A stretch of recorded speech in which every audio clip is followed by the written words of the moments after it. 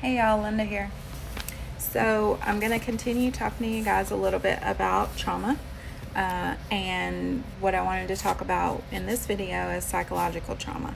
So there are some symptoms, more common symptoms that you might experience if you have experienced psychological trauma. And basically, psychological trauma is just an event that overwhelms your central nervous system and changes the way that you remember and react to things that remind you of the trauma.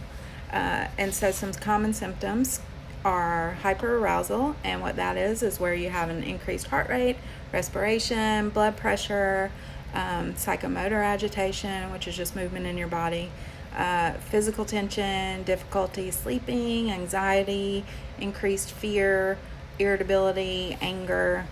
You might also experience avoidance. This is very, very common, especially in first responders, is avoiding exposure to the trauma, including talking about it. You don't want to think about it. You don't want to visit the place where it occurred.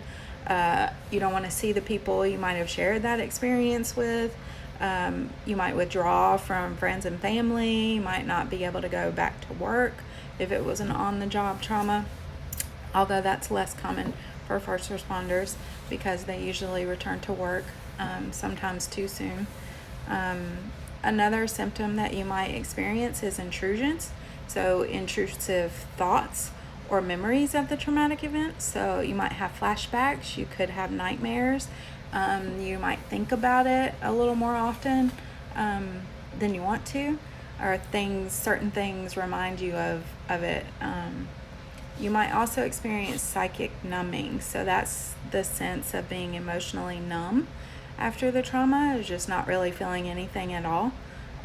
It could be more severe where you start to have a sense of kind of things not being real. You might even dissociate, in which the traumatic event is kind of pushed out of your awareness, and you start spacing out. Some people might use substances to numb out, so that they can, again, not feel what it is that their body's trying to get them to feel regarding the trauma. So that's a little bit about some of the more common symptoms that you could experience with psychological trauma.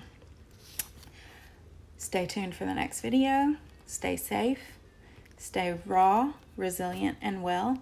I appreciate you.